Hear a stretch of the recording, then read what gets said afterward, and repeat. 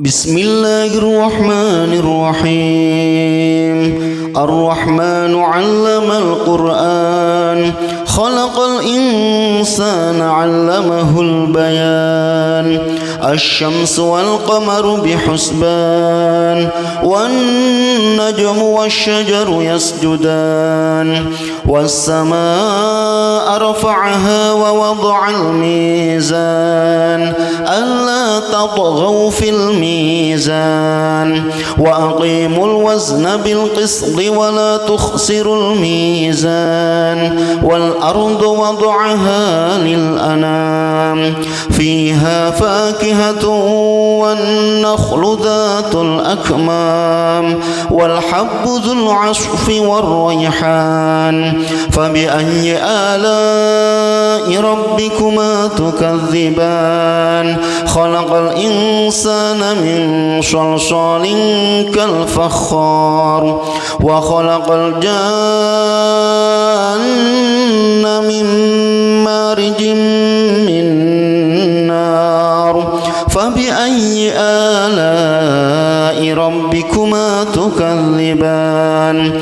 رب المشرقين ورب المغربين فبأي آلاء ربكما تكذبان.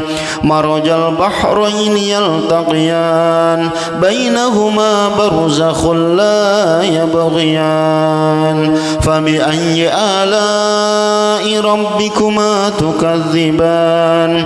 يخرج منهما اللؤلؤ والمرجان فبأي آلاء ربكما تكذبان. وله الجوار المنشآت في البحر كالأعلام فبأي آلاء ربكما تكذبان. كل من عليها فان ويبقى وجه ربك ذو الجلال والإكرام فبأي آلاء ربكما تكذبان. يسأله من في السماوات والأرض كل يوم هو في شأن فبأي آلاء ربكما تكذبان. سنفرغ لكم أيها الثقلان فبأي آلاء ربكما تكذبان. يا معشر الجن والإنس إن استطعتم أن